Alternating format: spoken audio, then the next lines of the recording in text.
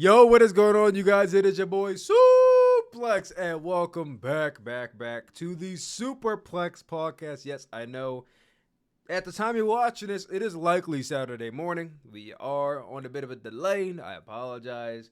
Ran into some things where I was just tired, and we just had to get our schedules together. But we're here. We're live. By the time you're watching this, I'm sure WWE Clash in Paris might be on. So to all of you who are watching over in France or watching the French broadcast. I probably won't be watching it, but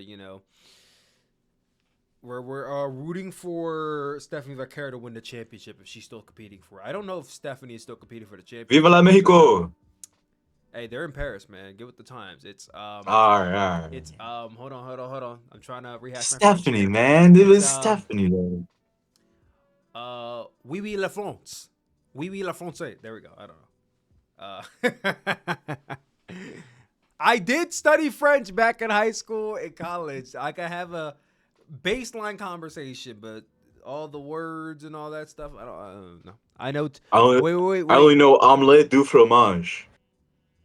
Wait, allez du fromage. Yeah, cheese You omelet. cheese? I'm about to say cheese. I'm gonna say you like cheese. Oh wait. Hold on. I'm trying to remember the days of the week. Uh, today's Samedi. Yes, today's Samedi. You know, when I was in high school, my French teacher told me a song. Taught me a song, and she's like, "I know this song is very stupid to you, but I promise you, you'll remember this song 10, 20 years from now, and you'll remember the Ha, days of the week in French." And I was like, "You don't know what you're talking about. No one's gonna remember the song, but it's like lundi, mardi, mercredi, jeudi, vendredi, samedi, dimanche, samedi, dimanche. That's the song, and that's how I learned the days of the week of French. That was 10 years ago, and I still remember the days of the I have week of no French. idea what you were saying. So yeah, shout out Madame D'Ambrosio because I still remember the days of the week in French because of you. Anyway, it's completely off topic, but this is Superplex Podcast episode 11. Woo! 11. The big 1-1. I'm here with my good friend Isaac Superkick. Isaac, how are you? Doing good. It's been a crazy busy week, but we've made it to episode 2 of Peacemaker. Gonna be here. It has. We keeping the peace over here on the Superplex podcast. We can't say the same for some MMA fighters' kids out there, making peace with other people's faces. But I mean, What that's a besides. loser. Yeah, what a fucking loser, bro. And to that That's all I promotion gotta that's say actually about it. trying to book him, yeah, they're even bigger fucking losers for that too. So dumb, right? Very, very. But anyway, we have quite a bit to talk about. Peacemaker season 2, episode 2. We got some other stuff to talk about, and we opened up the mailbag for the very first time over on my Instagram story. So for all people who were over on my my on my Instagram story yesterday, I asked some questions. You guys had some. Well, I asked some questions. You guys asked even more questions. So we're gonna go through that probably a little bit later on. But first, let's talk about Peacemaker season 2, episode 2. Isaac, coming out of episode 1 and going at this episode 2, did you expect anything major to happen? Did you have any expectations in where they met? Expected them to like go deeper into what he's going to do more with the body that Chris just killed, which was himself, and I wanted to see more of that.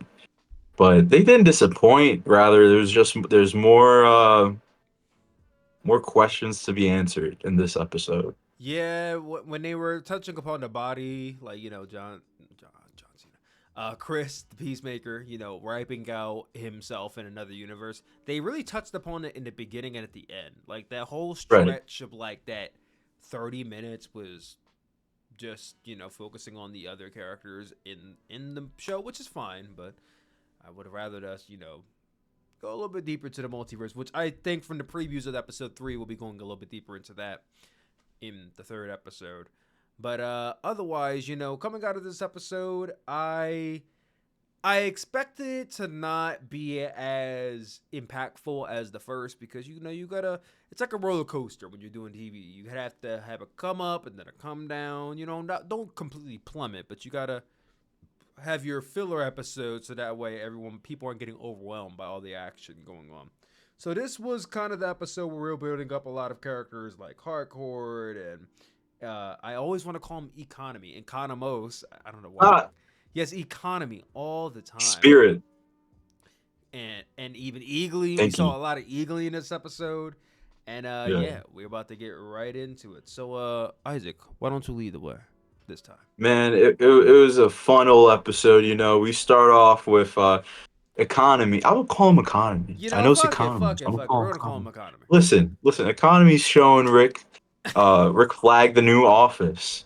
He's showing him around. There's people working, their cubicles and whatnot. They pass by. And it says, "Okay, Rick, here's your office." And Rick, first demand he has off Rip.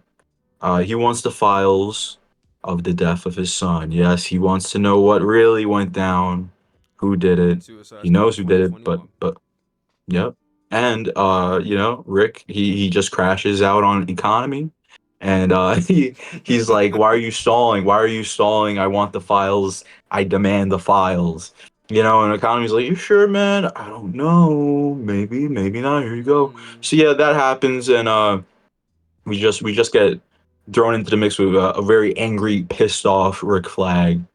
You Foxy Shazam. How about that Foxy Shazam? Is it growing on you yet? The theme song, little by little, it is. I mean, it's not gonna be. Do you really want to do you know what, baby? Like it's not gonna beat the season one, but when we get I know you love that. when you get You four, love that one. I do. It's such a great intro and the dance number. It's the first. It's hard to beat the first, right? But I think once we go 3 episodes deeper, maybe by that point I'll be like, I fuck with the new Foxtrot song. But for now, it's like, yeah, it's alright. It's alright. Yeah, It's like man. it's like And when you leave your ex for a new girl and you're like, but there's that one thing my ex did that doesn't quite compare.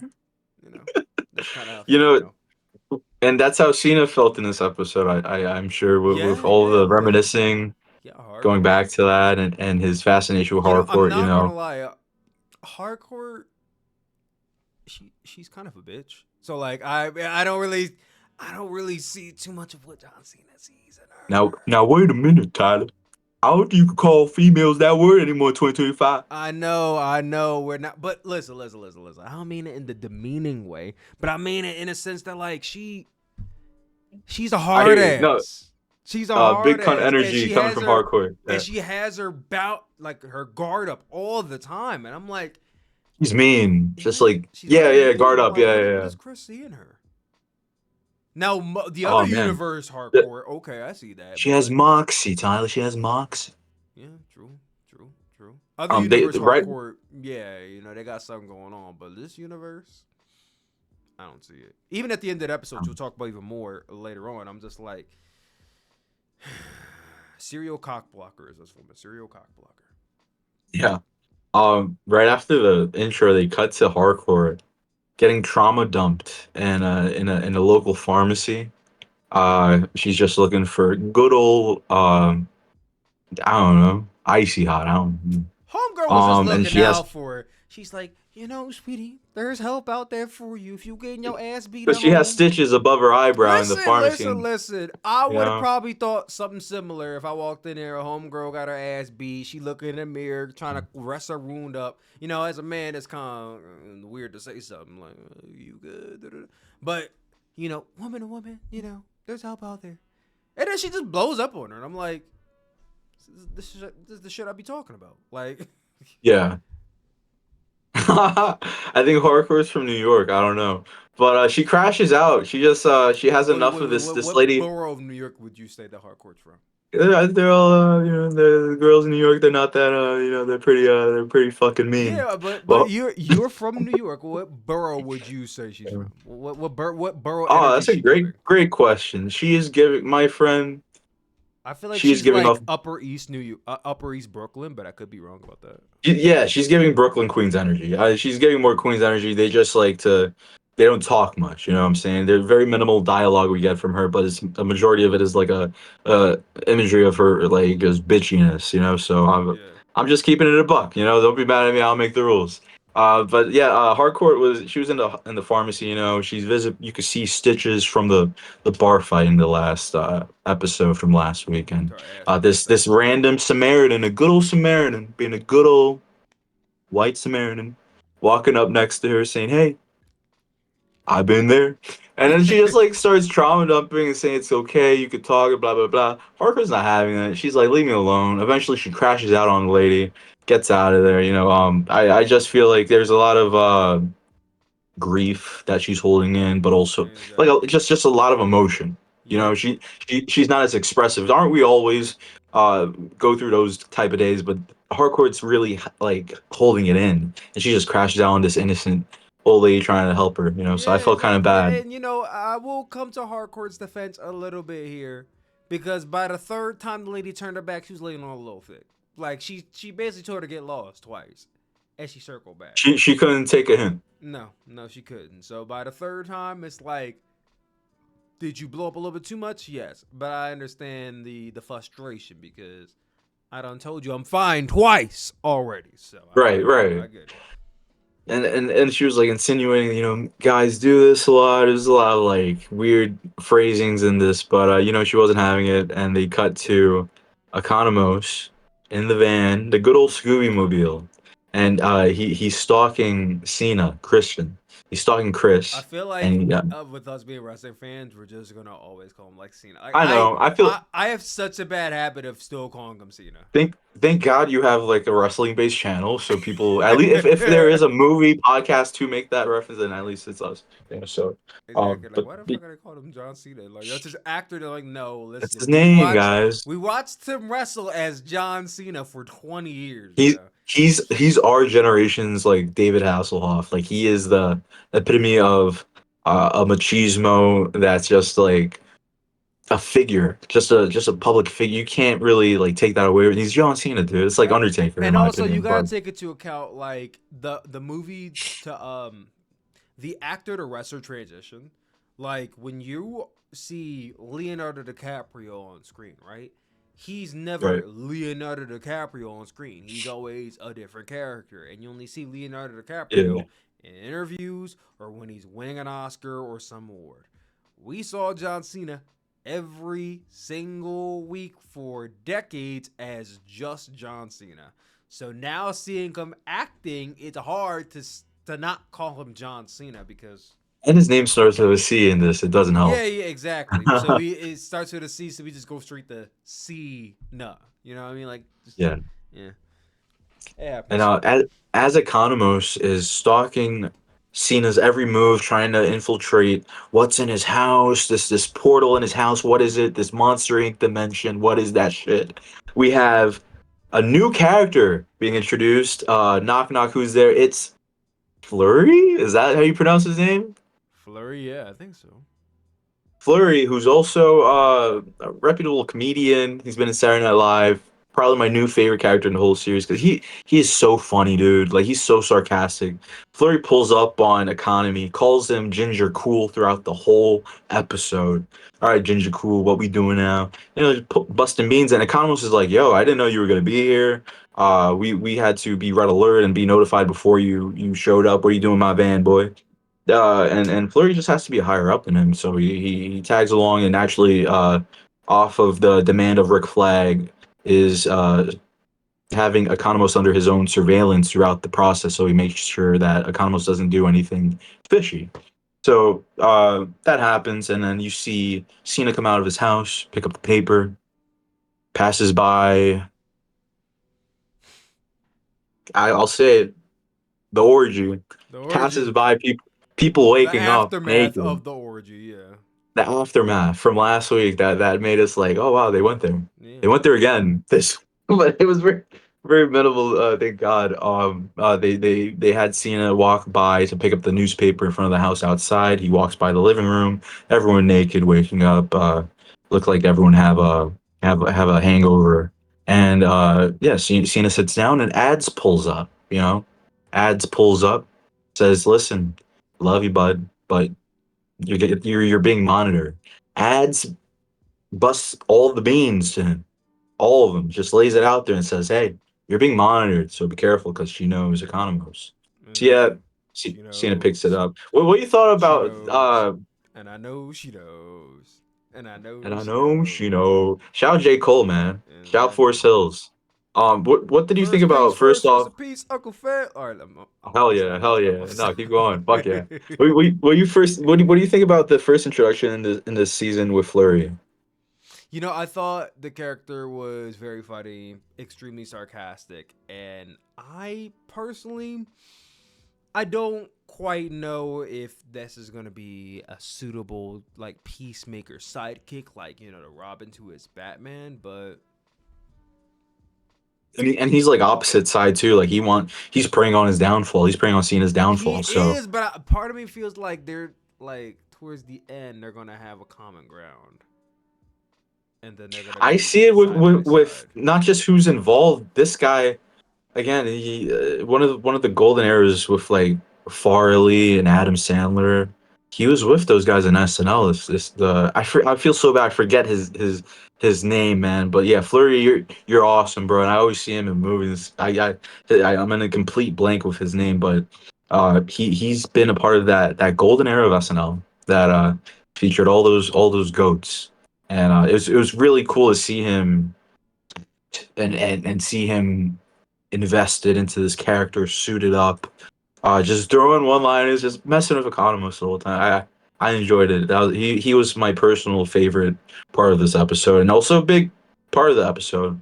Uh, so yeah, everyone in the orgy's having a hangover. Ads pulls up, says, "Cena, you're being monitored," and cue the Breaking Bad body cleanup scene with what's his name, Artie. RD, yeah. Artie pulls up, yippee, hello, hill.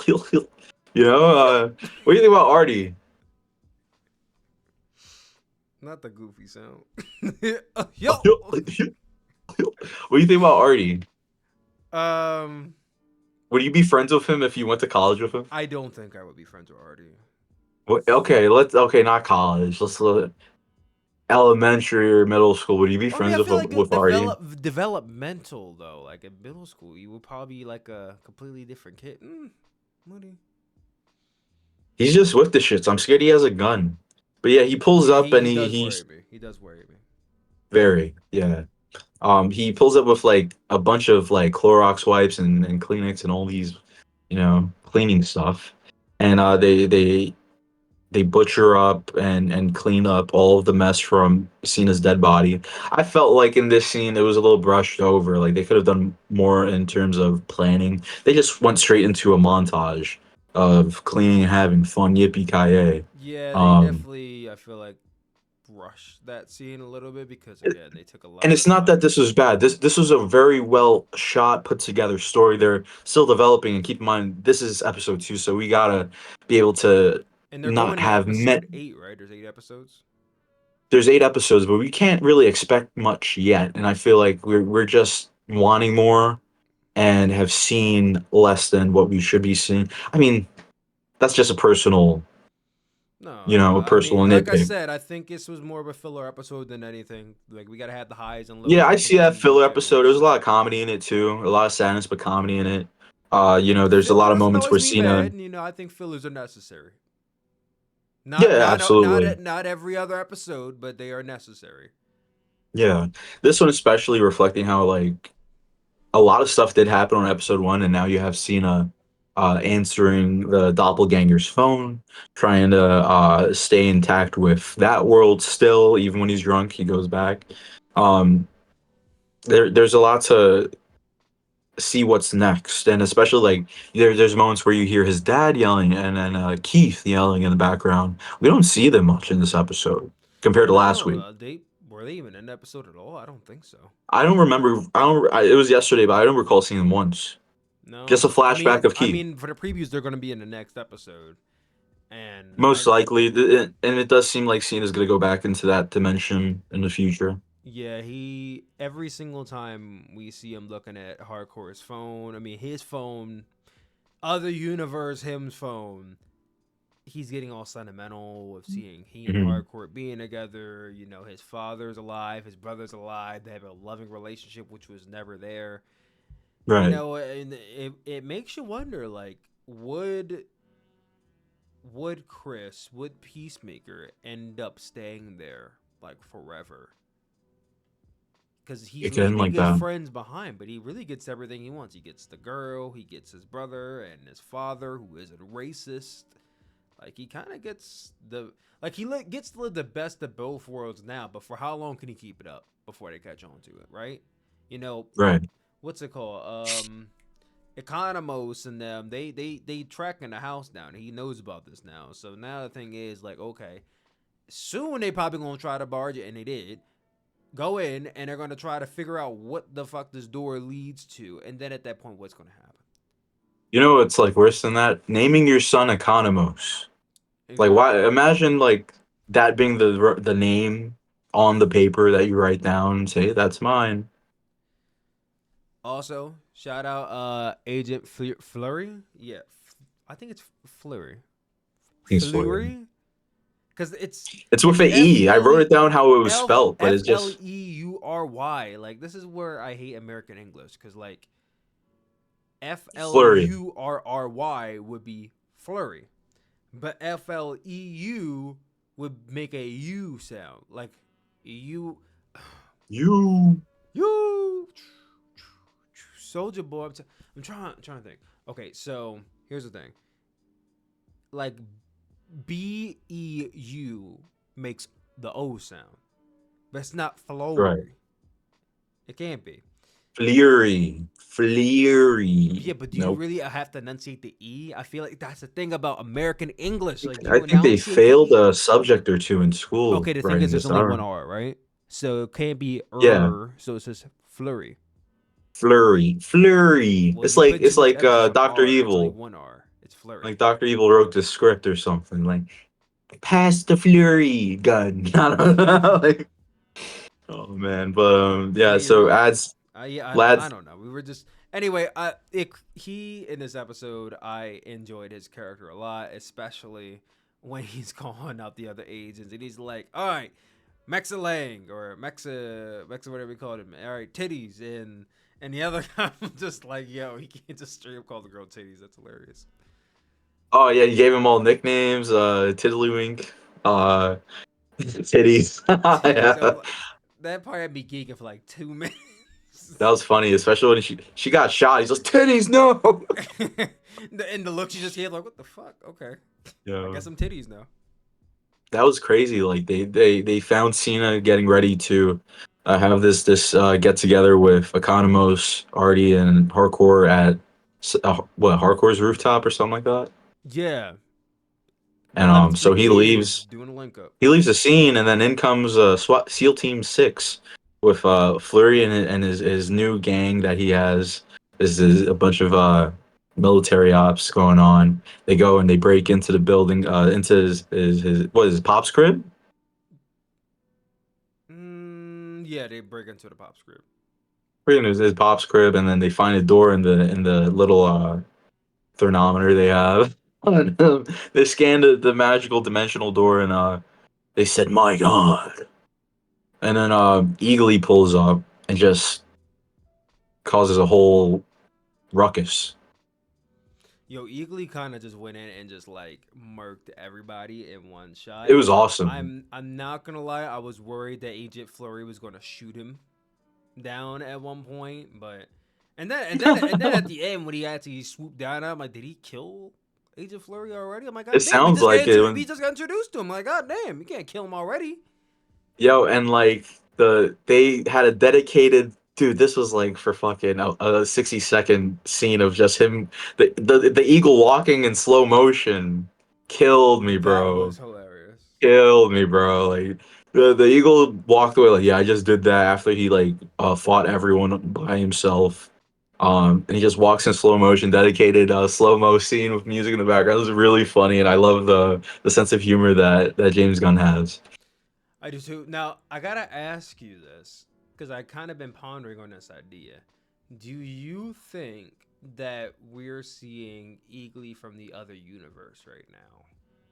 And I say that only because I remember Wow. Chris mentioning in the episode that when he doesn't take Eagly out, he has Eagly kind of like, fly throughout the little universe door. So I'm wondering if this is Eagly from the other universe or not. Is there another Eagly? I mean, I don't I recall mean, he seeing would. one in. I would imagine that there would be another. If there's a universe where his father and all of them are alive, and he's like, why wouldn't Eagly be there unless Eagly's dead or something?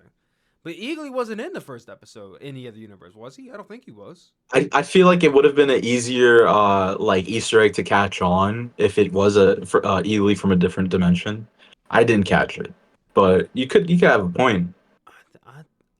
I'm not saying that it's confirmed. I'm not saying that I think it is necessary. I'm just saying, like, is it possible It we're seeing Eagly may from another maybe universe? they bring And it there's not really too into much of a way to the episode. differentiate it, but I'm like, that little piece that Peacemaker threw out there just has me thinking, like, okay, well, if Eagly's flying throughout this universal door all the time, like, there is a potential Yeah, this is not the Eagly from Cena's universe.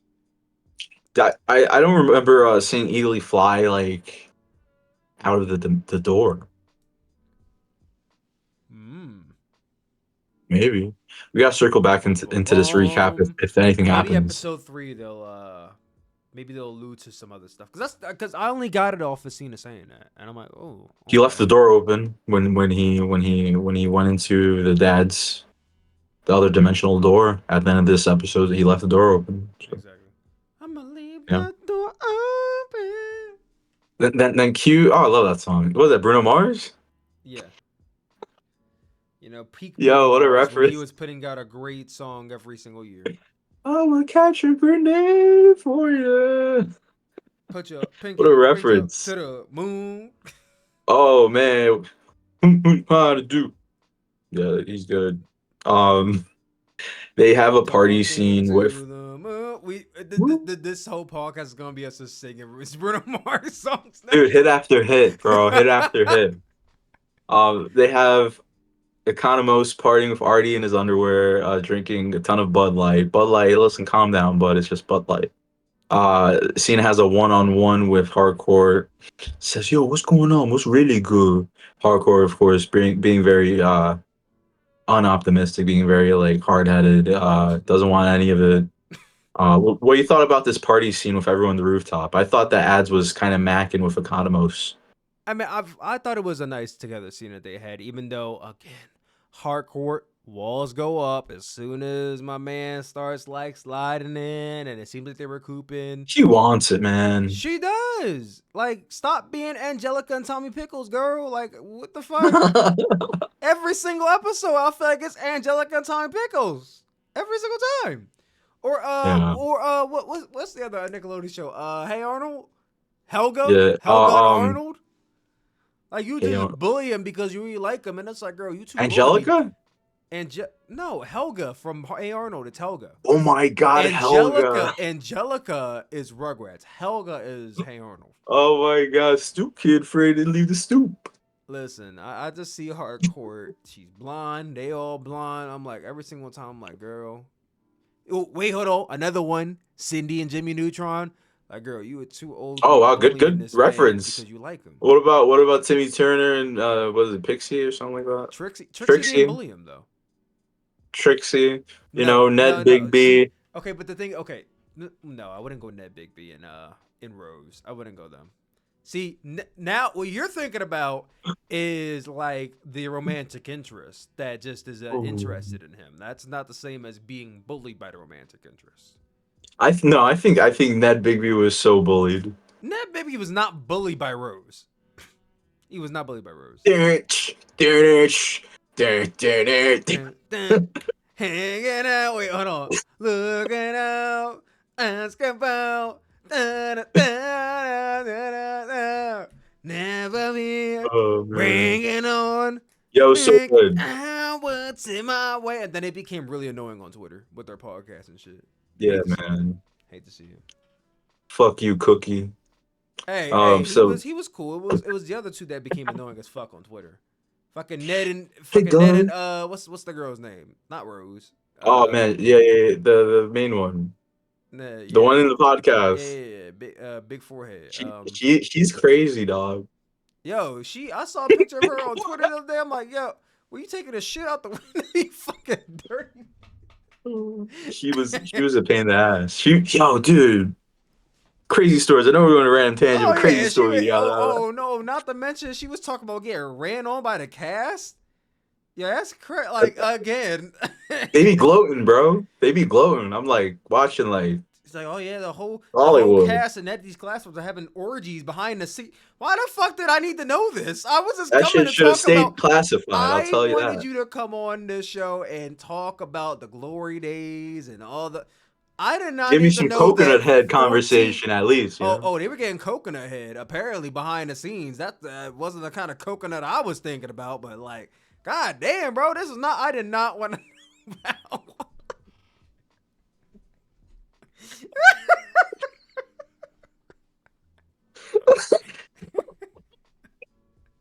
They were getting coconut head. Apparently, everybody except for Ned. Ned was Oh Ned. my Ned got god. last, the last of it. Yo, with a name like Ned, I don't Yeah, think he's getting any head. Ned was the last of us. Oh my god. Oh my god. Anyway, yes, ladies and gentlemen, this is the Sooperplex podcast.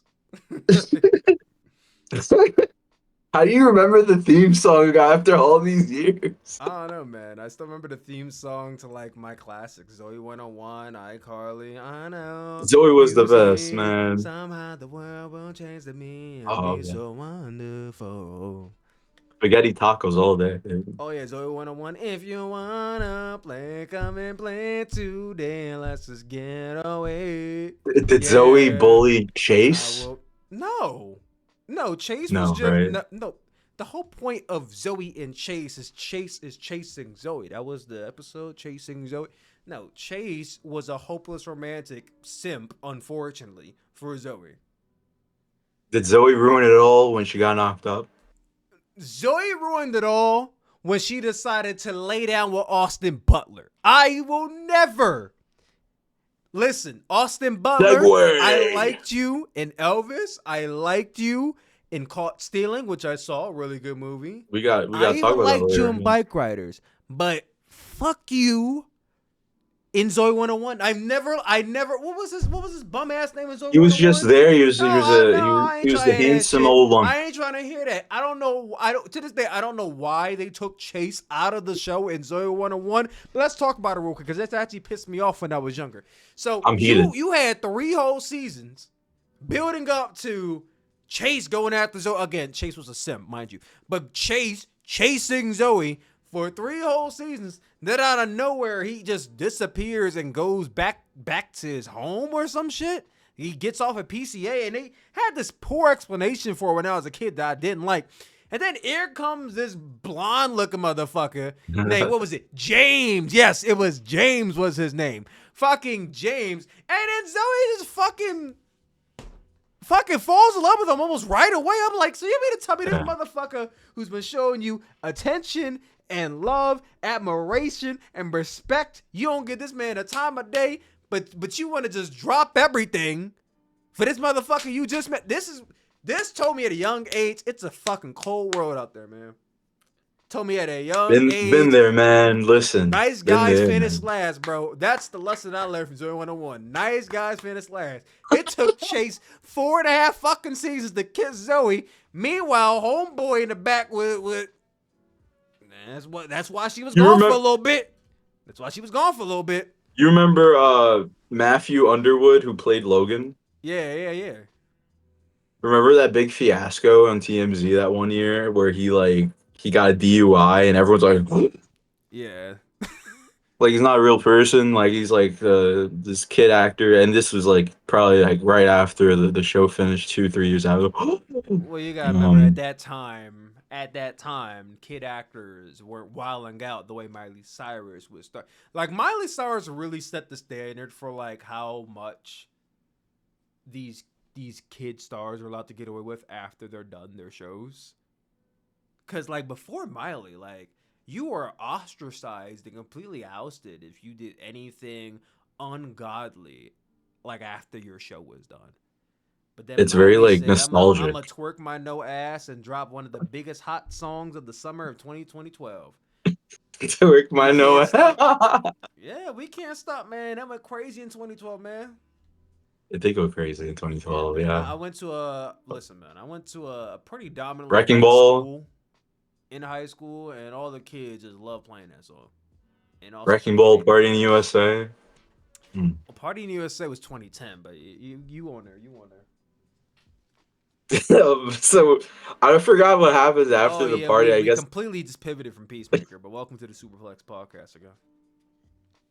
we go on from them partying in the rooftop. You know, hardcore and John Cena get all emo, and they cut back to the house. Everyone's knocked out besides the Tiddlywink, whatever his real name was. I only got the nickname. Tiddlywink. He wakes up Flurry. He's like, "Yo, we gotta go, hurry!" And, he wakes him up. I think Titties is dead, bro. But I think that Flurry, he gets waking up, and they have to dip John Cena's pop's crib before they come back, and probably investigating the future date. Episode leaves off at that, and yeah, just your thoughts on this episode. I thought it was a fairly like good episode. Nothing too crazy. I mean, if you're comparing it to the last episode, it was definitely the weaker of the two. But again, we introduced a new character in Flurry, which I found this character to be entertaining. I do wish they would have took more time to really, show us what Cena was going to do with his other body. I feel like we kind of only touched upon that for like five-ish minutes across the beginning and the end. But otherwise, yeah, it was a decent episode. I'd go like 6.5 out of 10.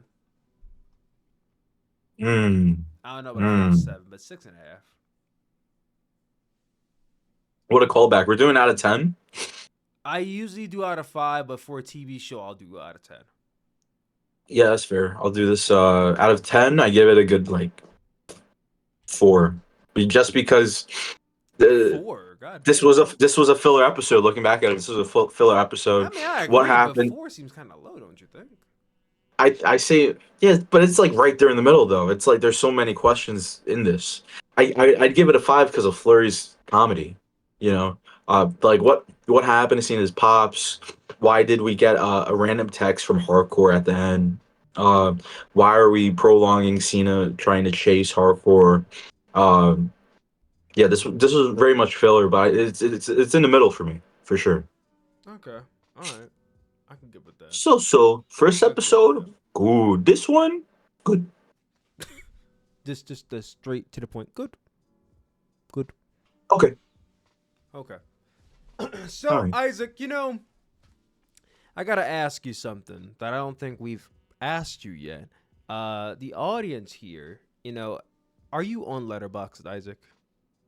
No, but you told me about Letterbox. Yes, getting on my nerves already. Hasn't even gotten a Letterboxd account. Letterboxd, for all of you who don't know, is a movie app where you get to log movies that you watch over time. And I'm on the app. My name is at Sooplex. So follow me. I have like 249 followers who will be 250. That's the big question. Um, I'll make an account right now as you're plugging your Letterbox. I'll make one right now. okay. Well, Isaac, on Letterboxd, your introduction, your profile page, when you open it up, it shows your picture, your face, your description, and then right underneath of that is your top 4 movies. It's like the perfect way to introduce you to any new person because, Love hey, that. this movie app, your top 4 movies. So, Isaac, I got to ask you, what are your top 4 movies? So, for me, my top 4 movies, all Letterbox has stayed the same. Some people, they like to alternate it out with movies they like at the time, movies that are coming out today. For me, it's my top 4 all-time favorite movies, which is Coraline, Inglorious Bastards, Scott Pilgrim vs. the World, Oh, and great Weak Williams. choice. That's my top Okay. 4. What is your Letterbox top 4? Love and Glorious Bastards. Great pick. Yes, it's one of Um, my favorites of all time. of, It's of, of definitely all better than that. time, of all time, I'd go to the films that made me want to be a filmmaker. The films that had an effect and made me go, wow, that I was thought you really was about to cool. I give me want to some do like that. film bro answers. Let's see. And I'm gonna have to go with the top 4 all time, literally. I'll go for Desperado, Robert Rodriguez, featuring Antonio Banderas, Danny Trejo, Ahead of the Game, Very over the top action and just like very fascinating sight growing up watching Desperado number 4. Number 3,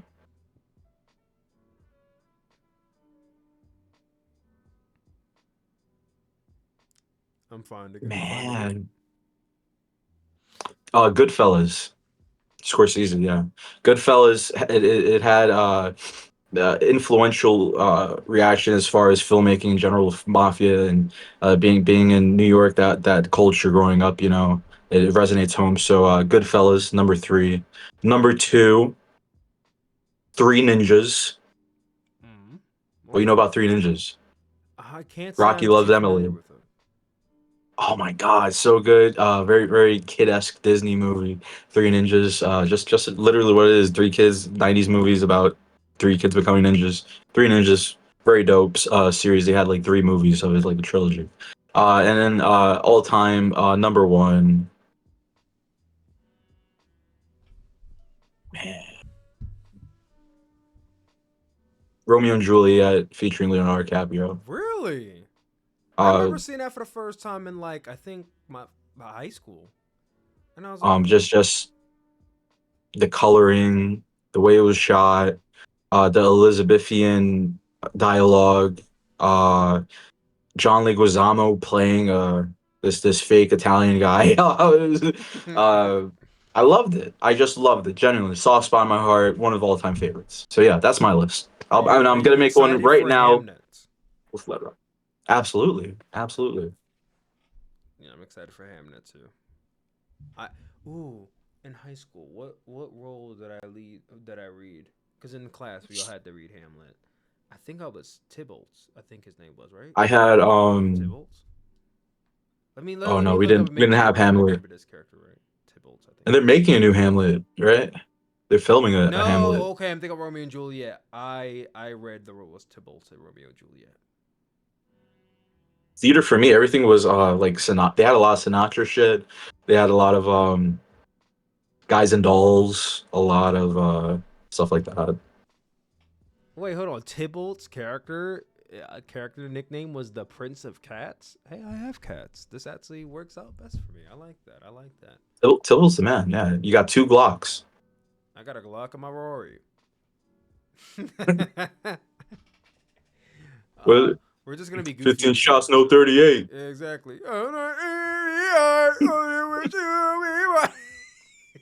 Yo, he'd be like, no, woo.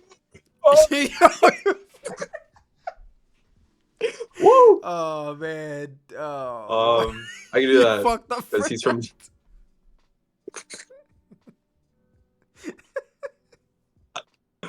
Oh man. Oh Lord. Oh Jesus. All right. Well, if you guys expected us to be a super serious podcast, I apologize. Just 2 fucking goofballs. Oh, yo. Like, Oh okay. man. All right. All right. Lock in. Like lock in, Isaac.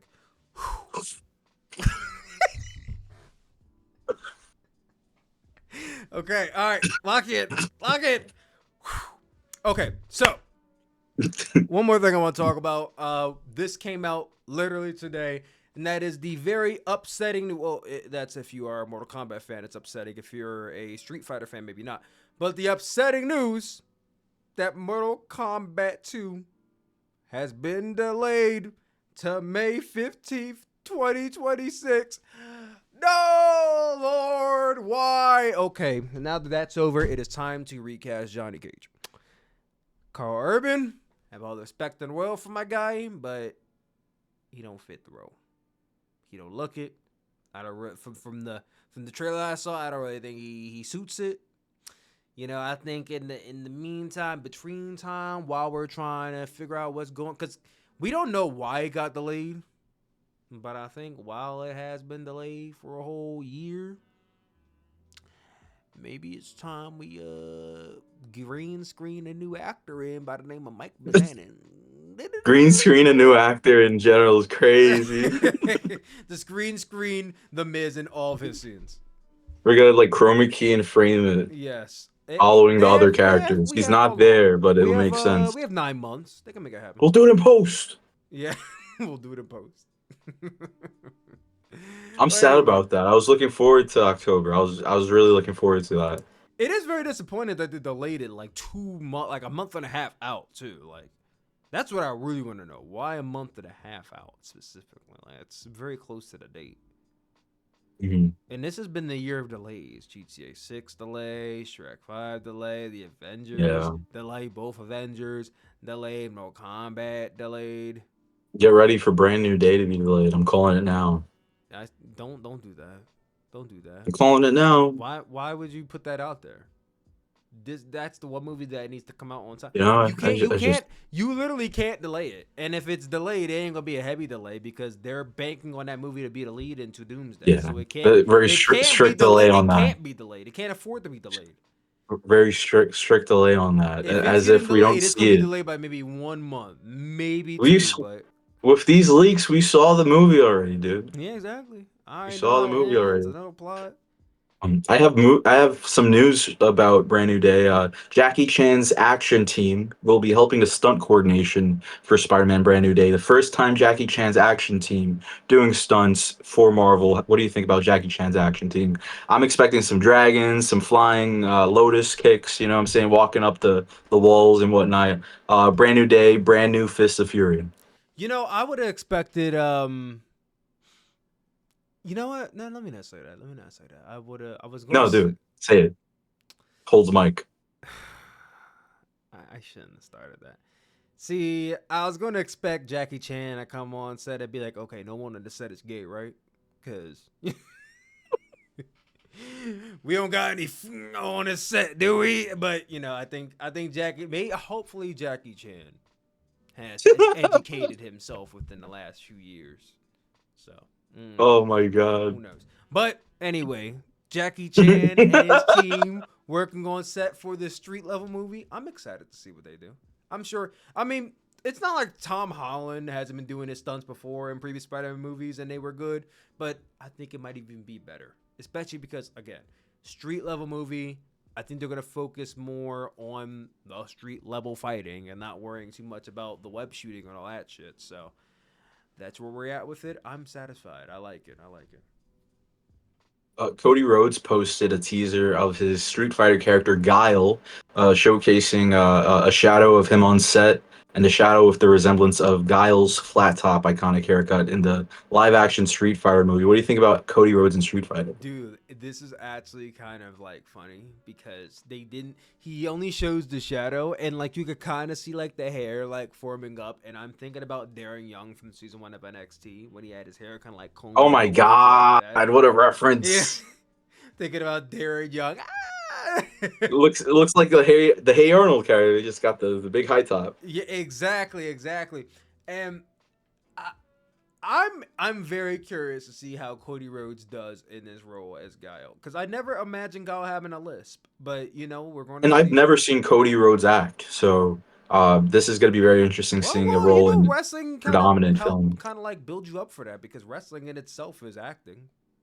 You know, Yeah, yeah, that's true. they're given a script. I think they're more hands off with these years, but they're given a script. They have to go out there, recite the lines and all that stuff. So I don't think Cody Rhodes should be like completely inept to the idea of Hollywood acting, but I think he'll smash the role. But again, we haven't really saw a to my knowledge, I don't think we've seen a live action depiction of Guile before.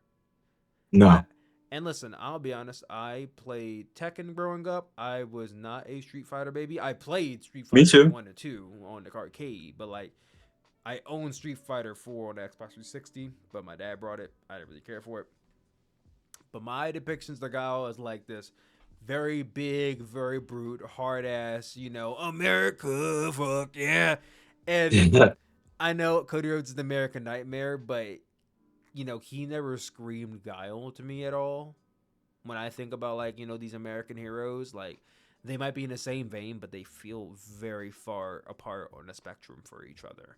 So him Right. playing that character, I think, is going to be very interesting because Cody's going to have to he's going to have to go into a part of him that I don't think he's really tapped into before, or at least we haven't seen from him. Because he's kind of a goody two shoes baby face, and Giles not that. Giles isn't a goody two shoes Good guy. I mean, his heel run in Ring of Honor was pretty epic. It was. It was. Does he have it in him to do that now, though? Yeah, I could getting big dad vibes from Cody Rhodes. Let's see what happens. But Oh, speaking of like wrestlers speaking of dad, I and saw that. movies, And maybe I was lied to, but I saw Brandy had another baby. I didn't know that. Then I maybe I've been I lied didn't to. know. Wait, hold on. Wait Maybe. a second. Let me look this up. Yeah, yeah. I saw it Listen, on Cody getting X, down. and You know what I I'm saw it saying? on. Yeah, well, yeah. Cody about that No. life. New York Post posted about it. They welcomed their second daughter, Good on Leilani Cody, man. Congrats Leilani. on the newborn, dude. Yeah, man. Congrats. I mean, I didn't know that Brandy was pregnant. She must have hit it because I seriously did not know she was pregnant the whole time. Yeah, she's not on TV every week like she was in the other company.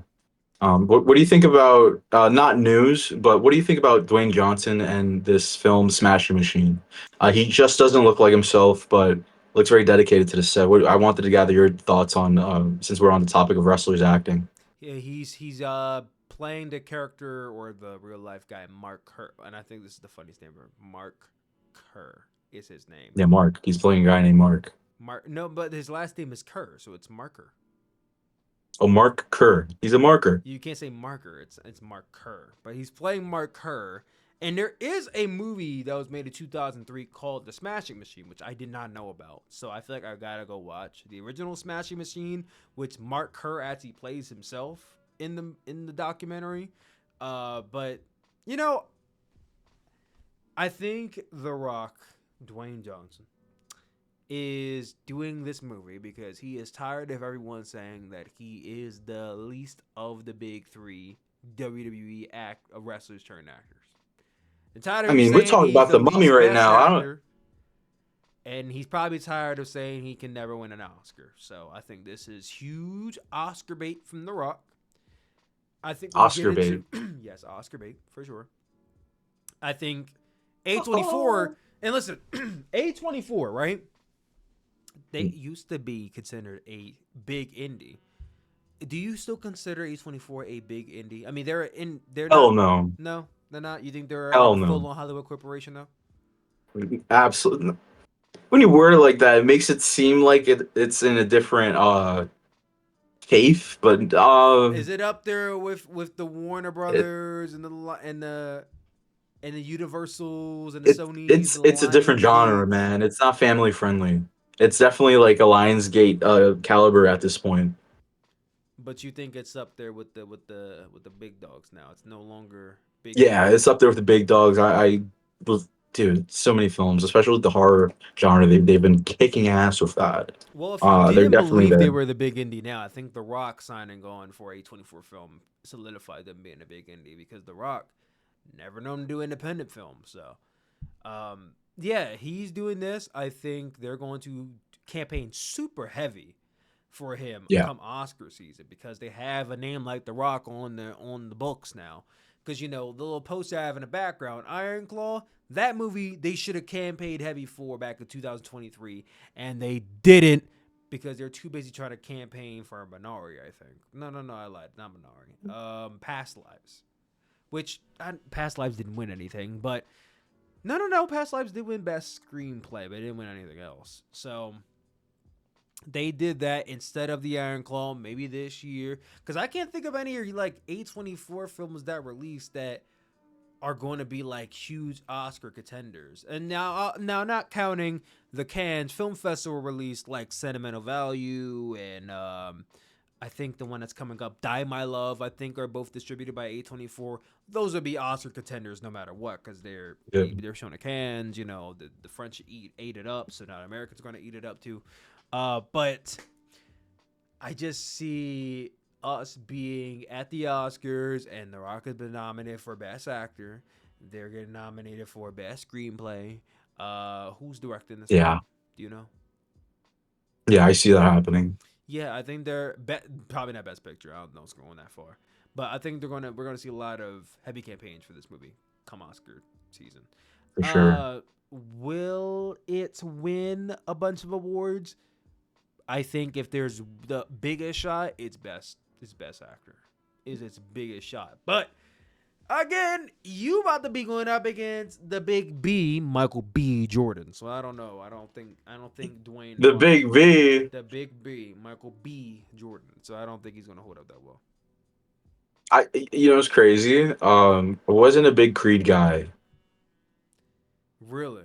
Okay, so I didn't get into Creed until Creed 3. And Creed 3 fucking rocked. Did you I watch like Creed 3 more than the original one. Dude, Creed 3 was awesome. Cinematography wise, it was awesome. Also, the dynamic of Jonathan Majors and Michael B. Jordan on screen were. It was just more interesting. It was more complex. I will never be convinced that had Jonathan Majors not gotten into serious trouble with the law, that Sinners would have not been Michael B. Jordan and Jonathan Majors. I feel like that spot for Stack was probably meant for Jonathan Majors. And then all that shit went down, and then Michael B. Jordan played both roles. Now people will say otherwise. I think even Ryan Coogler has said that was not the case, but I don't believe you, Ryan Coogler. I think you might be lying to me. I think you might be working me, brother. As the French would say, I believe this is a work. You said as the French? As the French say, le work. The French say that? The French say, wait, hold on. Hold on. Let me practice. That's a work, brother. Yes. Hold on. Wait. Hold on. Don't. Il work. Il work. Il work. I forgot, brother, in French. Il work, mi hermano. Il work. Il work, mi hermano. There we go. I mix French and Spanish. Mi hermano. What a bien. trilingual king I am. French, Spanish, English. Soon multilingual. What the master? No one doing it like the Sooplex podcast, ladies and gentlemen. Exactly. We have the we are for everyone flag in the background. I have on this massive WWE shirt right now. Yeah. Well, Isaac, what else do we got on the plate for the news? I have a big not really news, but yeah, I guess it is. You gotta tell me about this because you saw it.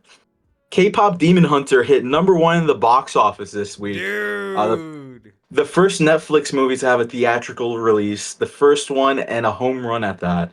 How was K-pop Demon Hunter? Do you think it deserves first place in the box office this week's Sooplex? Okay, so I did see K-pop Demon Hunters a few weeks ago. I will say, I thought the movie was good.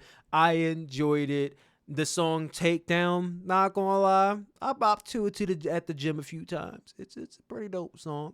I can't. Really so it's a musical, or technically it is. I can't really get into Golden, just not my vibe. I'm not really big into K-pop to begin with, but the song Takedown just worked for me. The movie as a whole, I thought was good.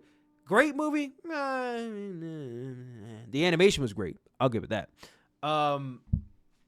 How well it's doing does not surprise me, because the K-pop stans are absolutely rabid when it comes to their idols. Now, did I expect them to come out in force like this? No. But they have not only become #1 on Netflix, they become the most watched show on Netflix. It is currently holding the #1 and #3 spot on Netflix right now. How are you #1 and 3? Being the movie, and #3 being the sing-along for the movie. The sing-along is holding the Yo, this is giving Jonas Brothers 3D right now. Oh, and on top of that, their song Golden charted #1 on the Billboard Top 100. Jesus Christ. They were the first female band to chart the Billboard Top 100 at the #1 spot since Destiny's Kudos Child to them. in 1999. That's amazing. That's pretty sick. I mean, it's cool, but at the same time, they're also not a real band. So, like, at the same time, I'm like, but not a real band. Fictional. Did they hunt demons? Okay, real people are singing for them. I understand there are real people behind those voices, and they have beautiful voices. But this band is not real. It does not exist. It is a fictional band. That is the only thing that bugs me. I mean, so is Big Time Rush, because I hate K-pop, or that I don't. Isn't Big Time Rush fictional? yes, technically they are fictional, but they're also real people in the flesh. Like those are live action characters. K-pop Demon Hunters, Huntrix, that is a actual fictional fake band because it is an animated band. Like you can't buy Right. a ticket to a Huntrix concert and see them perform without a screen in front of you. So like that's the only thing that bugs me about the success of this is that it's not a real band. But outside of that, is it 100% warranted?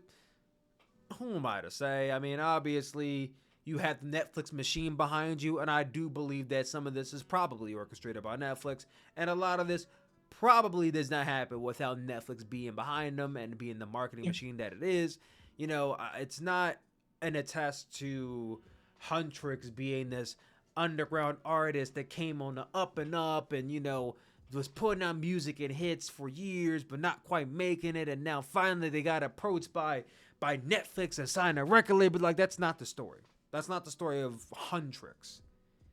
They said, "Hey, let's get these K-pop girls together, and we're gonna band this movie. We're gonna have you sing these songs. We're gonna put a bunch of money behind marketing, and we're gonna see what happens." And the K-pop stands ate that shit up. And when the Yeah. K-pop stands ate that shit up, then the little girls and little boys started eating that shit up too. Then the gays and the days started eating that shit up, and now here we are. Oh man, yeah, That it's that it's is it's taking exactly this is over. how K-pop Demon Hunters became number one on every fucking thing.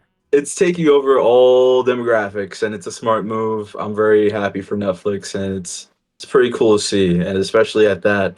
Out of all movies, I would have never expected K-pop Demon Hunters to do as well as it did. So And kudos to the and you know filmmakers what? and I all saw the writers Deja and that. 2 for the first time last week. That was an outstanding, terrific film.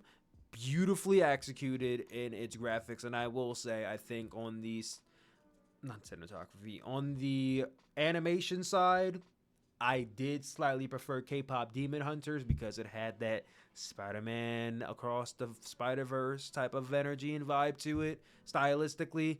But Neja 2 was still extremely beautiful in its art style, its art design. The sound, I saw it in IMAX. That was just so immersive. The story was great. It was this great coming of age story met with trauma and triumph. Yeah, And it's the trauma. There's so much that it tackled, and the action that came with it in that last hour was something that I have not seen since the likes of Avengers Endgame and Avengers Infinity War. And this movie combined both of those things into one in that last hour. It was powerful. It was amazing. In my opinion, it is the only other 5-star movie this year besides Sinners, in my opinion. Neja 2, I thought was outstanding. And if it is still in theaters near you, go see it. It will be going up against K-pop Demon Hunters at the Oscars. There's not a doubt in my mind when we get to the Oscars, both of those movies will be nominated for Best Animation, Best Animated Feature. And the real question is who's going to take it. That's the real question. exciting. And both of those movies I can confirm now, and I'm confirming this, me confirming this. I firmly believe both those movies will be nominated for Best Cinematic Achievement at the box office as well. And the question will be which one of those movies will win. And I can tell you right now, it will be K-pop Demon Hunters because that's American property, not Yeah, Neja 2. I firmly believe that Neja 2 succeeded outside of America despite America wanting to claim it so badly. A24 got the distribution rights, and A24 is about to slap their fucking name all over Neja 2 now, especially when we're about to get into Oscar season in a few months. Yeah, their America Hollywood is about to claim the fuck out of that movie and be like, yeah, we put it out. Michelle Yeoh, she's best. I'm like, all right, yeah, listen, Michelle Yeoh, fucking outstanding job doing the voice acting. But this is not your movie. Let's not go in and fucking colonize. I know it's America and we used to doing that, but as their movie, let them have their box office achievement. Let them have the best animation. This is not A24's property. So to anyone watching this, remember, A24 distributed this movie in America. This is not an American property. This is China's movie. Let's get that right. shiny. Yeah. Yeah, China did it right. I will give China their credit. I would not allow any Americans to come and steal it away from them and make it their own and claim it, make it their own. Not happening. Their technology's out of the game. Not on my watch. And you need to watch Ninja too. You need to watch it, Isaac. And you need to watch Okay, K-pop Demon I'll take Hunters your too. word. You just like put it over crazy right now. Oh yeah, dude. I mean, Sinners is the only movie I'll put over crazy like that as well. Listen, you need to watch that and K-pop Demon Hunters, and then tell me which one you liked more. I mean, you can watch K-pop Demon I'll be Hunters now. brutally honest after I'll tell you. I'll definitely see the both and Well, tell you I'll be that. waiting for the brutal honesty. We have news on a new video game movie coming out. The beginning Jesus, dude. process Oh of my this god. movie. It's not Minecraft. Boo. It's Gears of War. Gears of War is being written right What? now. There's a Gears of War film in the works right now, and it's being written by John Spat. John Spatz, the co-writer of Dune, is writing the new Gears of War movie, saying putting a little modern work into it. What do you think about Gears of War? Did you ever play that game, or you were just nah? I was not crazy about the Gears of War series. However, if I remember correctly, Story was great. Wasn't Dave Batista the actor for one of the games? He mocap one of the games. I think he mocapped one of them that I can't tell who He because I mocapped never one of played it. them, or he was I either the always trailer watched or he the mocapped one of them. gameplays. I was a PlayStation guy, so I would watch the gameplays of other people on Twitch Right, or on that was YouTube Xbox going property. through this. Right, right, This right. was 360 days, and that's just Yeah. cinema itself. And the one thing about Gears of War is the story is so good, and people are going to most likely have this top box office. I'm predicting it right now, just 'cause, off of the name, off rip. But I'm excited for that, especially co-writer of Dune, John Spates, really talented. We have more news on a horror film, Good Boy. Good Boy, the dog horror film, is expanded from limited release to now worldwide theatrical wide release, due to the outstanding Rotten Tomatoes 96% rating it has, and also the trailer that went viral.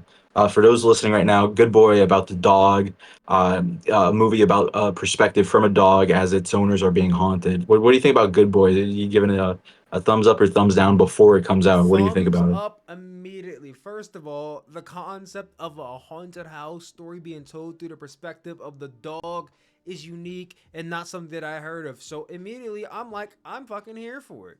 Secondly, this was a small independent movie that no one really knew about up until the trailer dropped and people got attached to the dog because, oh my god, is the dog gonna make it? Apparently, will the dog survive in Good Boy? It was like an extremely highly searched term on Google. And people talk all day long about Hollywood doesn't make original movies. Everything is sequels and prequels and part twos and this and that. But then they don't go out and they fucking support the original movies they want so damn badly. And that always makes me kind of mad. It's like, if you are going to talk all this crap about Hollywood doesn't make it, okay, well, go out and watch the original movies that are out. Facts, So, facts. to see an original movie that had very low budget and was not really being distributed by any mainline like movie studio go viral online to the point where now it's having a worldwide box office release, like that is so awesome. Like as a content creator that wants to see more original films get made, and I'm sure you as a filmmaker, seeing a small film get blossomed into like this worldwide spread popularity that now it's going to be on a big screen, like that's got to give hope to a lot of small filmmakers out there. So for me, I think it's awesome and I love it. I support it 100%. Could not be happier to hear that news. Yeah, same. Couldn't be happier. A lot of critics said it is a little sad that it's a dog, and you're going through a perspective of that. People had Personally, pets, I it was inevitable, and I think that's probably why this was very smart, because the dog owners out there are gonna go see it, they're gonna cry their eyes out, yeah. because and especially because the dog, this isn't an animated dog, this is a real life dog. Real So there's dog. gonna be very Cute very dog. very little dialogue in this movie, I'd imagine. So we're gonna be hearing nothing but So I'm like, yeah, no, people gonna be fucking chopping onions in that movie all night I long. was gonna say I might tear up in that one, being a dog owner myself. Like I love the original concept it has. The critics are saying, yeah, it is a little sad. It's scary, but it's sad. So I'm interested in seeing where that Yeah, because the goes. dog, it's just a dog, man. They're so vulnerable It's and just a they dog. can't Like speak up for themselves. The only thing they have to do is like bite. But if they're going up against a ghost, how are they going to defend themselves against the ghost? Like, dude, I yeah, can't I'm imagine. gonna cry definitely. I probably will. I don't cry during movies at all, but I don't know, man. I have cats. I had a dog. This might hit me.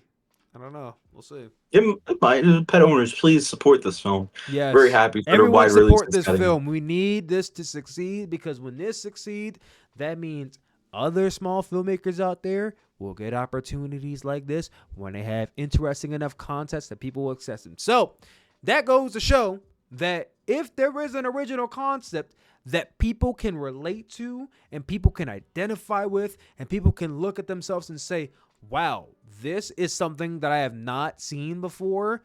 I'm going to go out to see this, that it will actually do very well, no matter how small it is. This is proof of that. Right. No, absolutely agreed. We have some Doomsday news. Alan Cumming is in Doomsday, Avengers Doomsday. Alan is what? Alan Cumming. What? Alan is what? Yo, man, watch your mouth on this podcast, bro. I didn't write the name on the certificate. Okay, that's the actual shoot name. Shoot name, guys. Shoot name. Oh yeah, Alan Cumming, who he is played shooting Nightcrawler. apparently, Oh my god. dude. Dude. Al- Alan Cumming, who played Nightcrawler in X-Men 2, is now set for Doomsday. He says that on set, though, he had a great time. Doesn't know at all who was he was acting with in said film. Says he was given fake names for the characters as well. We did talk a little bit about this last week, and I said that's so sad, bro. Like So imagine, we have more confirmation of a new actor, also saying that he was received fake names on set. dude. This is so upsetting to hear. Like, you have these guys going into it. I saw the picture of like what's his name? Ian McKellen, who played Gandalf the Grey, I believe, in a green screen, like crying because he can't talk to anybody. It's literally just him in a room reading his lines. Like, is this what we've been resorted to? Is all the scenes in Avengers Scary. Doomsday going to be green screen They're, people? And they're I gonna like said it last implement week them. on the Yeah. podcast, but I found it very fascinating that in Avengers and Endgame, a movie that's 3 hours long, the only scene where every single person from the ensemble cast is in one shot together, all there at the same time, no green screens, no nothing, they're all in the same area, was Tony Stark's funeral. That was the only time every single person was there. Everybody, every other scene you see, it may have been green screens. Like, that's absolutely insane. I mean, obviously, when you're immersed in a movie, you're not thinking about it. But, like, behind the scenes, BTS, you're like, wow, dude. That's actually kind of, like, crazy that these guys aren't really talking to each other for real, for real. Yeah, I wonder if like Wolverine was toothpicks and Cyclops was sunscreen. I don't Yes. know, but it's very interesting seeing that they're working the actual workers on set. So it's pretty funny. And that's the news I have this week. Yeah. Hell yeah, man. Have you seen any movies this week? Highest to lowest, highest to lowest. Oh, what did you think of High Lois? I saw it last week. What did you think? Listen, Denzel doesn't disappoint. I know you mentioned earlier but you saw it before me and you said, the first act it's a little long, it's a little rough, but It it picks was, it up. was a little shaky. I ain't gonna lie. It was a little shaky, but ASAP Rocky, listen, he just has a natural aura of being the antagonist of a film. I think he did really well, and I think that people, when they go into this, will be surprised of his acting. I think he did great. The cinematography and everything, the subway culture, they spot on. What you thought about when you first saw it? No, I thought ASAP Rocky did like a good job. And my mom said this, and I kind of echoed her language. But when I was talking about ASAP Rocky, being a rapper and everything, and I was like, oh, he did a good job because I haven't seen him in any of the acting roles. He's an actual actor, and she was like, okay, well, how hard would it be to play a rapper from Harlem, New York, if you're a rapper from Harlem, New York? From I Harlem, New York. say, Yeah. oh, okay, mom, you okay? And like music wise, he really was a part of that 2015 SoundCloud era boom in Harlem, and one of the innovators as far as that movement with SoundCloud. So to see the progression, and also just like him in this film, I enjoyed it. Not Spike Lee's best work, but was an enjoyable one at the best. You know, get ready for like popcorn and just focus. It's a longer, on a bit of the longer side, but I enjoyed it. Out of a five, I'd give it a good 3.5. Yeah, I get about three, 3.5. But that It's not bad, but it's not crazy. if that opening act was better, it probably could have been pushed to a 4. But Yeah, 100%. You were spot on when you were like, "Hey, give it time. You got to give it a little bit of time, character development, and all that." oh, and when their son got abducted, terrible acting. I don't know, like, I'm sorry, bro. But if I ever got kidnapped as a kid, my parents would have been like, "Oh no, I gotta grab the gun. We're going outside. I ain't waiting for no fucking Right, police." right, Da, right. da, da. Like, I'm just gonna I watch could him. just Like, imagine how freaked out, panicking, but ready to go out there and fight the world my parents would be if I ever got kidnapped. These parents like, "Oh my god, our son. We must call the police. Get the police on the phone right now. I just want my baby back." The fuck kind of underselling it? They undersold the hell out of their. Did they not give a shit about their kid, bro? Like it definitely got especially. an Hey, undersell listen, vibe too. listen. I don't know the lady's name. I'm sure she's a nice lady, but her acting in this movie, low key bothered me because she was the easily the worst actor of the whole movie.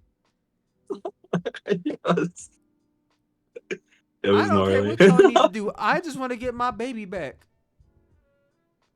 You could at least try to sound like you're upset that he's gone. Like, god damn, girl. She was.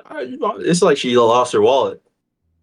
Even if you lost your wallet, I feel like people be freaking out more about that than she was about her kid being kidnapped. That's a very valid point. It's so funny.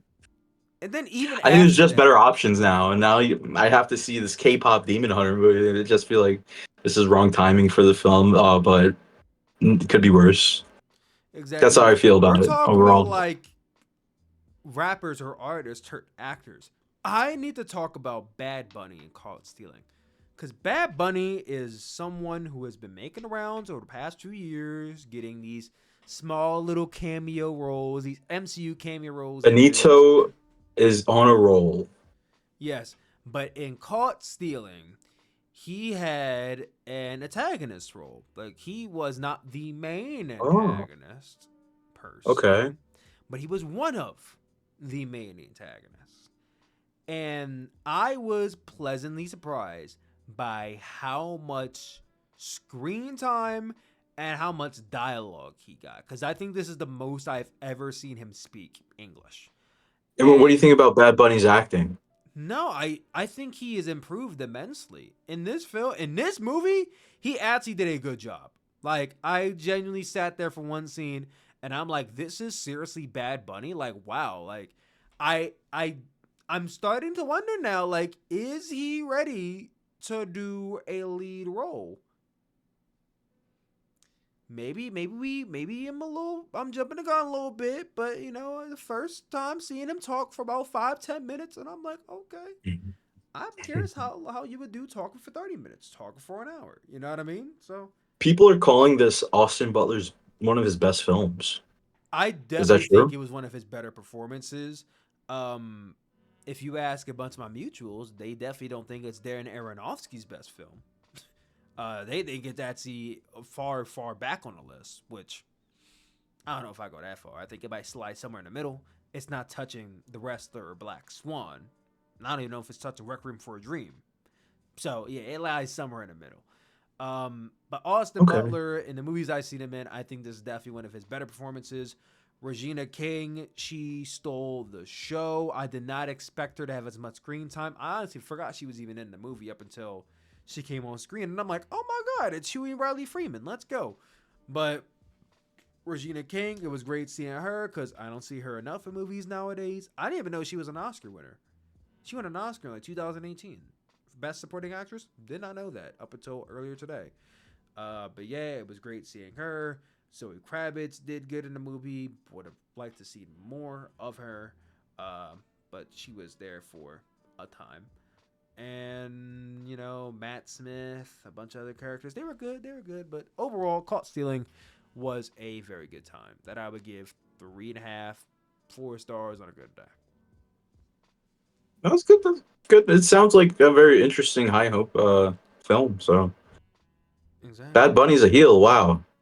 Bad Bunny is a heel, and he did a very good job at being heel. Better than some heels in the business these days. I think he actually did a very good job with it. But ladies and gentlemen, Awesome. that has been the main portion of the Sooperplex podcast. But now it is time to get into the mailbag. I went on Instagram stories and I asked you guys to ask us questions. The very first week of the mailbag. So I want to shout out to the people who actually did leave us some questions. And the first one here comes from Funko Poper 6.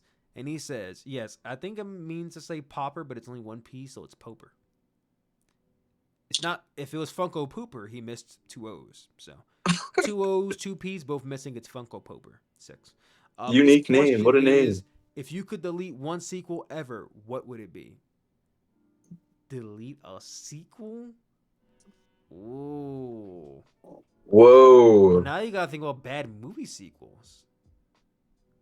Or Sequels that just weren't needed. or sequels that completely ruined the first movie. Like what you think about it. Right, like drastically. I'm trying to think. Is there a sequel that was like so egregious that like why the hell Avatar 2. There was an Avatar 2? It was so bad I didn't even know there was an Avatar 2. You know what? Who Wait. did? There was an Avatar 2? Because I know the one that Who M. Night who Shyamalan did? made was like terrible, so. No, not Shyamalan Ding Dong. Not Shyamalan Ding Dong?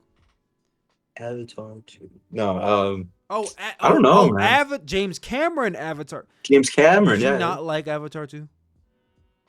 No, it's just Wow. Wow, bro. fucking trash. Trash is Boring. crazy, dude. Trash It's is like crazy. all that hype for the first one and the second one ongoing after like what a decade after, like yeah, fucking trash, dude. Off the top of my head, I'm gonna say The Exorcist 2. Ruined Oh, a great pick, yeah. ruined a lot of what The Exorcist built up. Because I know they brought back Blair, as an adult woman, and the possession's coming back and everything, but the movie wasn't good. And I think The Exorcist is better as a standalone anyway. So I think that's definitely one of the movies I would delete as a sequel. I don't think it ruins the first movie, but it was so unnecessary that it damaged kind of like the lineage of that film. So yeah, I would say The Exorcist 2 I would eliminate. The Heretic, one of the two. Yeah, the Hereditary? Heretic. Heretic? Or Heretic, whichever one. The movie always confuses me with the name, but it's Heretic or Heretic. I don't know. Either way, what movie would you go for to eliminate the sequel for? Dude, like there's just so many Fast and Furious films. Like let's give it a break, dude. So many.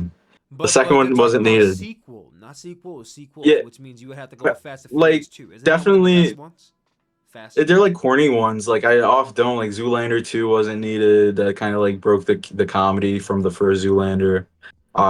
Then you got like the OG Mortal Kombat from 1997. Then you got a Mortal Kombat Armageddon that was just crash, crash. Like they had like chroma key peaks out of it.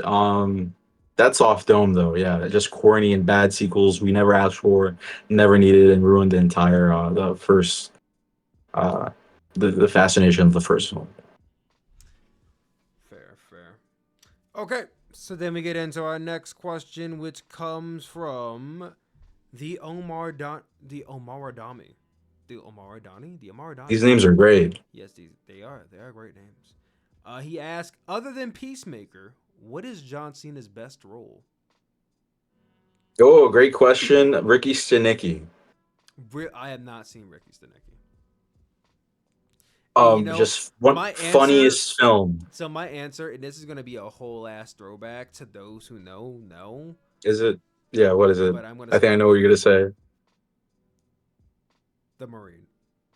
I knew it. I fucking knew it, Dude, dude. the Marine, John Cena, and we're talking about like peak And his dad and physical form Peacemaker's in John it. Cena.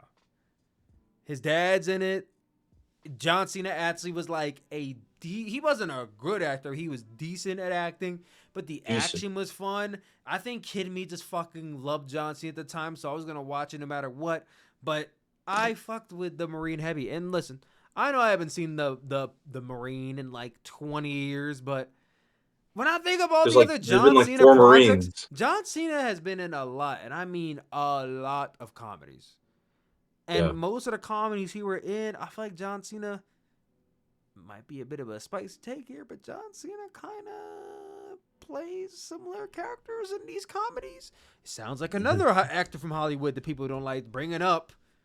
But yeah, John Cena doesn't play too many different characters. Now, I'm not saying he doesn't because obviously Peacemaker, 12 He's the rounds, new Terry Rage Crews. Mickey, Head of State, Jackpot, Fast X. Like, you know, they exist. Oh, Fast 9. I think he did good in that role too, but I would go the Marines.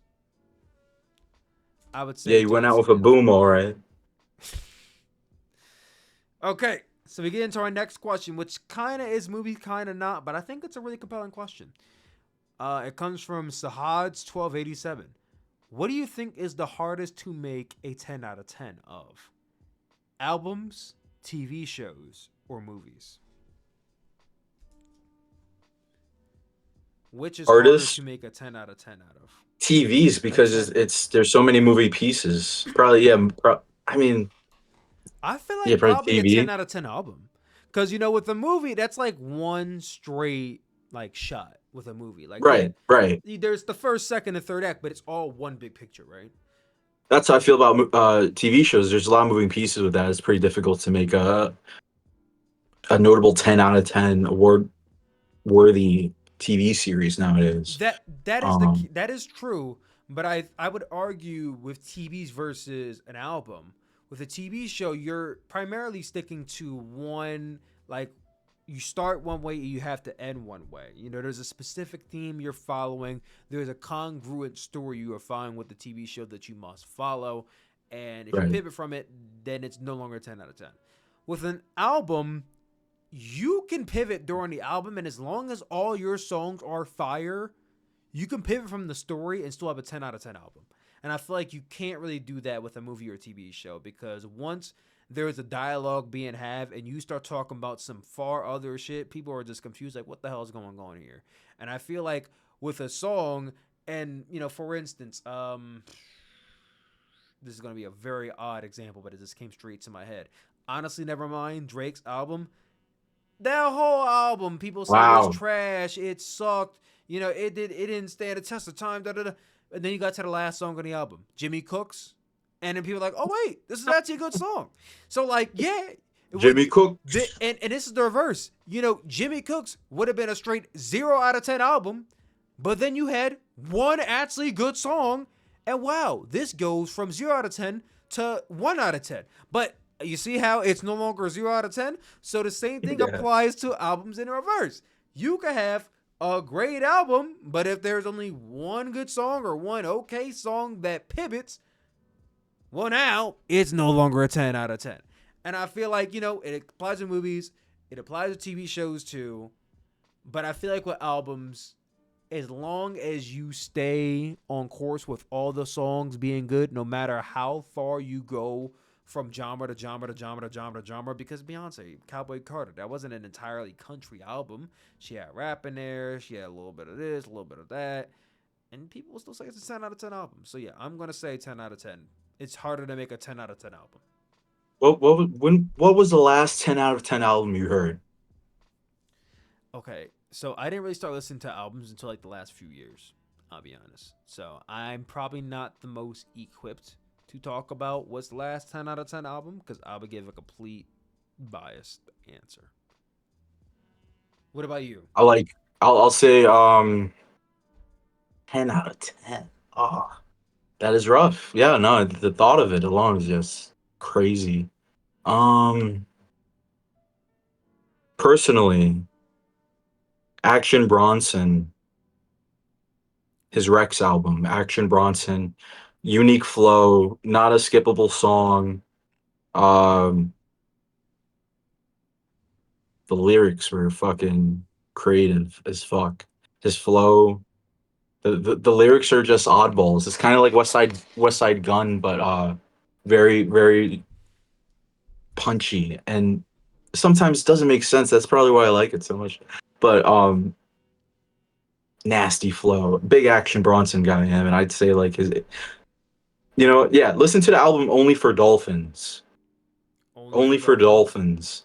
Dolphins. And it's a album that he says is only for dolphins, but it's so tropical and diverse, but hits heavy. Coming from a New York hip hop background, love it. Think it is the last 10 out of 10 album I could recollect in my mind right now for sure. One for the Asians, modern, not as big as Biggie, obviously, but modern icon like that at that caliber. Okay, so the only one I can think off the top of my head, and it's not even a recent album, but a 10 out of 10 album for me, I think, is Merry Christmas by Mariah Carey. That is a 10 out of 10 Christmas album. It's fucking August, bro. What do you mean We're it's asking, fucking we're talking Mariah about 10 out Carey? of 10 albums. Mariah Carey Merry 10 out of Christmas 10? is a 10 out of 10 Man, album. First of all, you got listen, a couple more months to wait, I buddy. understand we opened with Silent Night, and that wasn't Oh the my strongest gosh. song on the album. But then you went Mariah into Carey. All I Want for Christmas Is You, right? You People listen to sleep on the Oh whole Holy Night, album? bro. You People, listen to the whole Carey album? do you mean to tell me you're one of the motherfuckers that turn on All I Want for Christmas Is You, Hell and then you yes, turn that Mariah shit Carey, off? man. You It's were not even phony. Thanksgiving. You not a real Christmas goer, bro. I ain't trying to hear that. Your parents were not Yo, rocking man, Mariah Carey, I bro. listen to the classics when it starts snowing. Here's I Happy do too. Holidays. I do It's too. a vibe. I do too. Listen, All I want for Christmas, I'm clicking the skip Mama button, man. Sooplex said we are listening to the whole album when I was younger. So when I was younger, I ain't get to just turn it off. I listened to the whole album. So I have the respect in the world for the whole album. Respect to you for that All take, of y'all man. who have not listened to if you've been alive for as long as you have been alive and you have not heard the entire Merry Christmas album, you're a phony, bro. You're a phony. You gotta listen to the whole album at least once. I'm more of a Michael Bublé kind of It's guy. not that damn long, bro. It's like what, maybe 34 minutes? Come on. You can listen to the whole album. And that's like average album. Exactly. So you can listen to the whole album. When we get to Christmas time, Isaac, a pressure will be applied. Isaac will Christmas, I'm gonna be bumping that in the gym. in the gym. Just listen to Oh Holy Night. I'll get that. Get that There's repping, someone out man. there who Yeah. probably works out to Oh Holy Night by Mariah Carey. You know what? You were one for that. Can't be me, but you were one for that. Props to you for saying that. Hell yeah. So next question comes from Only One Daniel One. He says, "What's your favorite genre of movies and why?" My favorite genre is thrillers. I quite don't know how to describe it outside of I just love that exhilarating feeling you get from having that sense of, I don't want to say action because that's an action movie, but the exhilaration you get from watching a thriller that you don't quite always get from a horror movie because you're constantly worried about being jump scared and being anxious. And action, you're always waiting for the action scenes, but there's always a ongoing plot that's progressing to the crescendo that is going to be either a huge reveal, a big, like, I don't know how to describe it in words, but I'm going to say thrillers.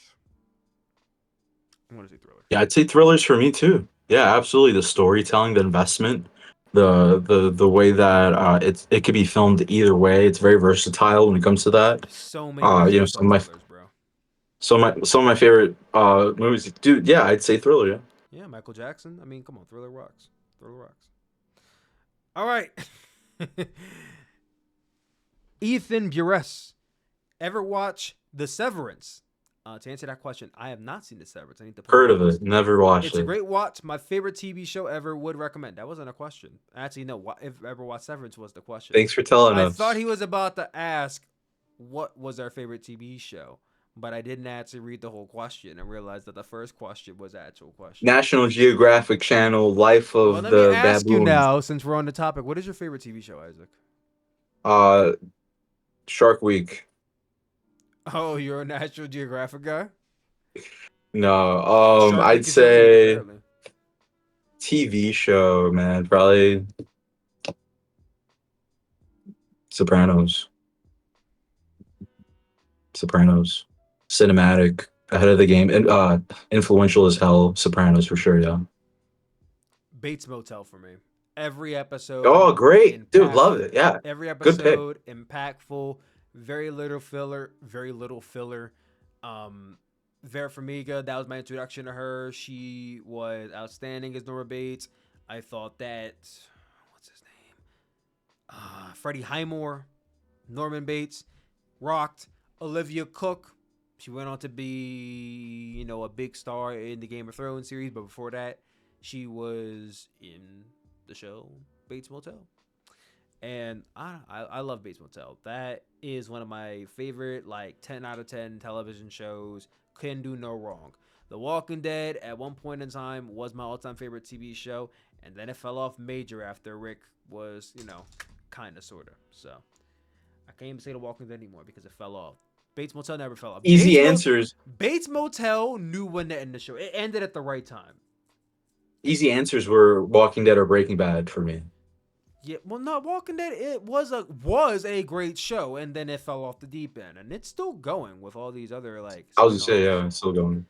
which I can't keep up with anymore. I You stopped. ever got into Game of Thrones? I know that has a lot of high praise. No, that's more Mama Sooplex. I never got into it. Same, bro. Maybe one day. Maybe one day. All right, Yeah. and two more questions. Do you have any? Oh, Noah B. Hilliard asks, do you have any concerns for Avengers Doomsday with an unfinished script? We talked a little bit about this last week, and if I'm correct, I believe they also filmed Avengers Endgame with an unfinished script, or at least the script was incredibly kept Right, under I do. wraps. I remember hearing about that too. Yeah. It was either so incredibly kept under wraps that people thought that it was an unfinished script, or it was an unfinished script. But historically, they have done it before, and it worked out. Is it a little concerning? Yes, it is, because filming as you, I mean, writing out your dialogue and writing out your plots as you go. To me, as someone who's never made a film, just sounds like it unprepared. It sounds unprepared. It sounds like you don't have a concrete plan on how you're going to execute this in post production. Like, yeah, it worries me a little bit, but considering they've done it before and it worked, I don't think that we was going to fail for that. But Isaac, you are a filmmaker. What are your concerns? How do you feel about it? Um, Thinking deeply into it, I don't want it to disappoint just because of who's involved and the implementations of X Men we're hearing right now. I would say the fans expecting more than what will come. More so the concern of fans as far as leaks, as far as expectations. Fans need to just remember to enjoy the ride still, and yeah, no concern really about Doomsday at all. Love Doom though, but let's see how he does. Great. And our last question comes from Sailor Gaines 18, and it is, what movie surprised you the most this year?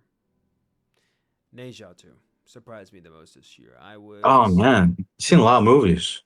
I You've I seen I've more movies. I was on my letterbox and it said I seen 89 movies this year.